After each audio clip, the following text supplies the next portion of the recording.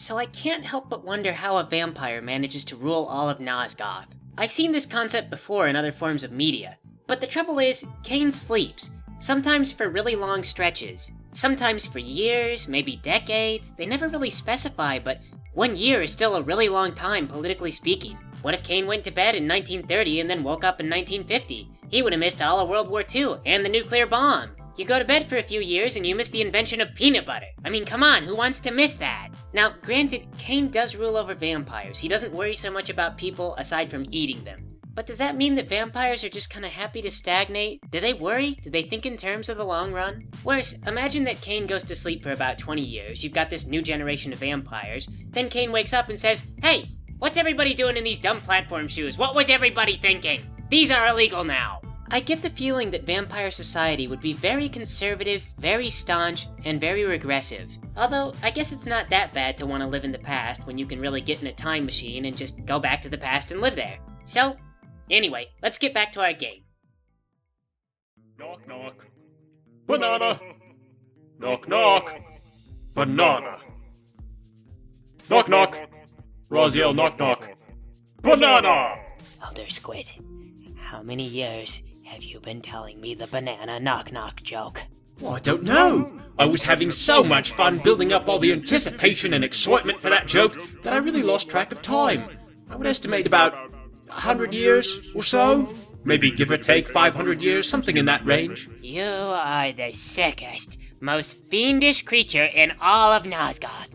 I hope you realize that. Oh, come on now. You and I both know why you're here. It's to escape the eternal torment of a time loop where you're trapped forever. Which, by the way, is going on right now. Knock, knock! Banana! Banana. One day, Elder Squid, I'm gonna escape from here. And I'm gonna figure out a way to shut you up. You've been sitting here on your knees, zoning out for the past several years. You must have a terrible cramp in your legs. You know, you can just go if you want. What? Just go. I don't care. What's the catch? Succumb to my will and get back in the Reaver. Succumb to eating a dick. If you do it, I promise I'll tell you the end of the knock-knock joke. Orange, you not a banana. Why do I care about that? I don't. You don't know that that's going to be the punchline. Just have a walk, Raziel. Get some blood flowing, then come back and tell me what you think. Hello, everyone. My name is Taylor. And I am Ray. And I am Peyton, yes, who's relinquished control of the controller to Ray. You should go quickly, yes. Well, I'll go as quick as I can. Raziel sections are Raziel sections are all about platforming, so it's really more about how nimble I am with the character.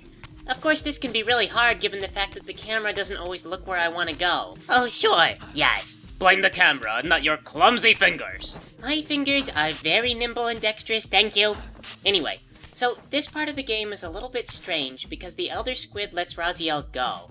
But then he acts like he didn't want Raziel to go, even though he facilitated Raziel's escape. I'm not sure what the deal is. It seems like it could be a case of clunky writing, like they had something planned but then had to cut it, but I don't know. It looked as though someone had spilled a bunch of dish soap into the Spectral realm. I wasn't sure what would happen if I fell into it, but I didn't want to find out. Oh yes, the good old bottomless pit for platformers. Oh, shoot, I screwed up the first jump. That's okay though, it glitched, I guess. It appeared as though you made that jump, yes? I think the game has cheated you. Well, like I've kinda mentioned, the game's not 100% tight in terms of programming, but it is pretty charming anyway. Now wait, Raziel, before you go, there's a bunch of souls just hanging around here, and I thought maybe you could clean them up for me. You mean you want me to feed you? Oh, because when you do it, you're the savior of Nosgoth, but when I do it, I'm a parasite. Just eat the souls, Raziel. Okay, so for those unfamiliar with the game, we ought to do some review on the Elder Squid. Basically, it's this giant demon that eats souls, and it claims to purify them, then it returns them to the world, although it's never explained how that works. Raziel, meanwhile, is his own guy. He was killed some time ago by himself because of time travel, and then Kane revived Raziel by putting some of his own soul into Raziel's body. So Raziel is connected to Kane through Kane's soul. Kane is connected to the pillars through some kind of birth ritual thing, so Raziel is technically also connected to the pillars. For a very long time, Raziel was one of Kane's chief lieutenants in Kane's army. Until one day Kane got pissy and tossed Raziel in a pit. Raziel died, I guess, but then was revived by the Elder Squid. During the revival process, the Elder Squid put some of itself into Raziel, and now Raziel is connected to the Elder Squid. Whenever Raziel eats a soul, the Elder Squid also gets to eat part of that soul. That's the more straightforward stuff about Raziel. On the more complicated side of things, that weapon on his right arm is actually his own soul. But it's his soul from the past. See, this weapon that Kane carries around, called the Reaver, is designed for reasons that are never really explained to eat Raziel's soul. Or through some fluke, that's just what it does. The explanation here is a bit loopy.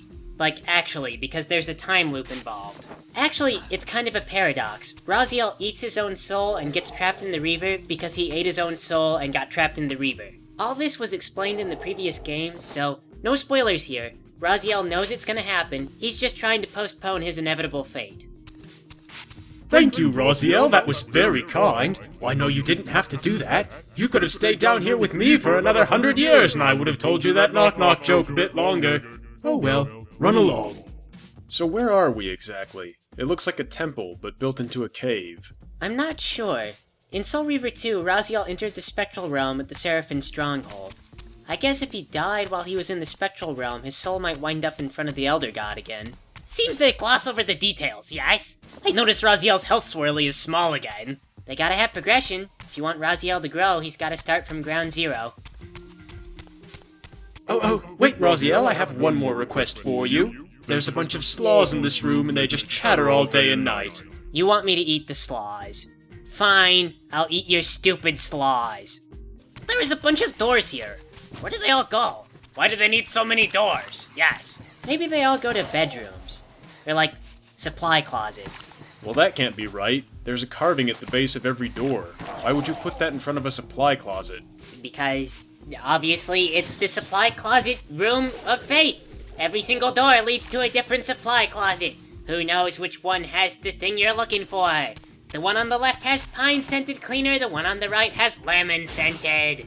It's a metaphor for life, or just generally all that stuff that the Elder Squid represents. It represents deception. Yes, that too. Maybe behind some of the doors it seems like there's enough stuff to get the job done, but actually there's not. It was all a trick.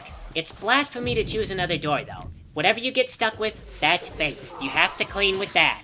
This sounds like kind of a petty religion. It is not petty, yes. It teaches humility to the Alkalites. Unless one of them knows the guy who stocks the rooms, in which case they just game the system and go for the room that they always need. And that there is the ultimate lesson of this religion. Always game the system. Goodness, thank you again, Raziel. You've done well. Go ahead, you deserve it. I feel like this game has been just a little bit backwards in terms of tutorials. They're making you do these compartmentalized battles, but they're basically the same as what you already did with Kane. You should be acquainted with the controls by now. Well, Peyton should be, but I'm not, although I'm doing better than she has. Oh, silence, Miss Ray, Lord of the Platforming section. I will have you know that combat requires much more skill. Yes. I wonder if they planned originally for Raziel and Kane to be more diverse from each other, but it just didn't pan out. Wait, Raziel, I just remembered something important. I don't feel like being nice to you. What? Yes? After all that, he turns on you? Of course he would, yes, but why does he let you proceed? I don't know. I have two theories. The first is that, well, he's just jerking with you. He really just wanted to make you sad. The second is that maybe he was just trying to get you out of that room so that he could drown you in this fog forever. Well, of course this is the Elder Squid. Maybe he's got some kind of diabolical plan and wants you to only think he's out to get you. But the game establishes that Raziel has free will now. He's totally broken free from fate, he can do whatever he wants, no one knows what he's gonna do. So the Elder Squid shouldn't be able to predict Raziel's actions. Listen to him laughing at Raziel, yes? This is a conflicting moment. Maybe the Elder Squid likes breaking stuff. He's letting you leave while acting like he doesn't want you to go. Yeah, okay, I know that, but I played this whole game, and I can verify that the Elder Squid does not benefit from this at all. So you have played this whole game, yes? You're at the top now. Where do you go from here, Ray? Okay, well, it's been a few years, so I don't really remember. Maybe those caves over there? I don't think so. Move, Elder Squid! Well, there's that ledge, but it's way too far away, I don't know. Well, there you go. All you had to do was trigger a Michael Jordan cutscene.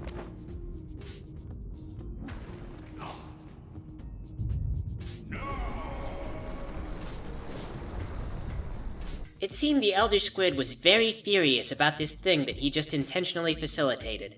That was incredibly suspicious. However, it had become fact that every action throughout my entire life was now suspect, so perhaps the best thing to do was to carry on and not try to discern the meaning behind things. I found a passage out of this place. Apparently I was beneath the water. However, in the Spectral realm I lacked any form of buoyancy. So how exactly does the floor exert force on Raziel, but water can't? Maybe because Raziel doesn't exert any force on the water, so there's no normal force from the water. I don't know. I mean, time freezes when Raziel's in the Spectral realm, so air should push back at him too. How come Raziel cannot fly like the other ghosts? Yes. Cause Raziel doesn't have any happy thoughts. Maybe Raziel's only partially spectral. I noticed the ghosts seem able to pass through solid objects, at least when you're feeding, so he's like lightly tethered to the real world, but not enough that he can pass through solid matter. The sloths cannot pass through solid matter, yes? Okay, hang on. Raziel can pass through grates and stuff, right? So he totally can pass through solid objects. Well, crap, that throws a wrench in my theory. But you learned that from your brother, who was basically dead anyway. It's a shame we killed Melchiah. He was pretty harmless, and if we talked to him, he probably could have taught us a lot about the Spectral realm. This is why murder is considered antisocial behavior in most society. It is survival of the fittest, yes. Melchiah was weak. He deserved not to be dead. Man, you know, I am having a lot of trouble getting to that ledge over there. That wall is climbable, and it looks like Raziel's touching it, but he won't grab hold. Anyway, Peyton, you're not describing survival of the fittest, you're describing the survival of a ham-fisted murderer. Survival of the fittest would imply that Raziel is the most adaptable vampire, and just survives by natural courses. But Raziel is the most adaptable vampire, yes? He cannot be killed because he is the ghost zombie. Melchiah just sat in his basement and stank, yes. Still, Melchiah was surviving pretty well until Raziel showed up, if you could call Melchiah's whole existence survival. He was a rotting pile of corpses, who I'm pretty sure thanked you after you killed him. I don't remember if he thanked you or not, but even if he was sad, he was still trucking along pretty well regardless. Ray, how many times do you plan to fall down and not reach that ledge? Yes. I don't know, I have rubbed Raziel's face against that wall numerous times. He doesn't want to grab it. Maybe you're supposed to jump to another ledge. Well, I can't control the camera, and it doesn't point to another ledge. There's gotta be some other way that I'm supposed to get up there. Oh, hang on a minute. Wait, I don't think I'm supposed to climb this, but I'm gonna go with it. Ah, shoot. That was even worse than when you weren't cheating. Okay, try to do that again, yes, but this time, run along the perimeter of the wall. That is definitely not the intended way that you're supposed to do this. Intended or not, I have failed to do this the correct way numerous times. It's time to do it the wrong way. Okay, here we go. No, I must be able to do this on purpose. He just climbs up there so easily. Oh, look at this. I'm clipping through the statue. I don't know. Whatever, I solved it. I found a door, and if I were corporeal, I could probably open it. I noticed there were 2 statues of men on either side of the door, giving question to who exactly built this temple. So aside from Mobius, I thought the Elder Squid was worshipped almost exclusively by the ancient race. Well, they did have an awful lot of human slaves. Although, yeah, I don't think that many humans actually worship the Elder Squid. Those statues are dressed in, like, kingly robes. I don't think that they're slaves. Well, the Pillars started choosing their human guardians while the ancient race was still alive. So, maybe the decline of the ancient race was long and had started well before Mobius launched his crusade. What is the meaning of these viney hands that pop up from the ground? Yes? What are they, the angry spirit of the dandelion? I have no idea. You notice that they bleed red when we chop them up? They're not plants, I don't think. Otherwise, they're full of red juice. If they are plants, you know that this means that plants have souls in this universe, right? Well, we already established in the last game that dogs have souls, which we devoured. But when you kill them, they don't release the soul, or become edible in any way. Yes. Maybe their souls are made up out of spiritual beta-glucose energy, so Raziel can't digest them because he doesn't have the proper spiritual enzymes. That is so stupid, and yet it somehow intuitively makes sense. Finally, I found a conduit to the physical world. I'd been trapped here in the spectral realm for long enough. Knock knock, banana! Oh, I'm sorry, Raziel. Did you want to use that conduit? Little do you realize that they are not naturally occurring. I made them for you, and now I will unmake them. You don't really want to get out in the physical world anyway. Everyone would just call you names. The Elder Squid is a jerk. He is. But anyway, here looks like a good place to stop for now. Thanks for playing with us, everybody.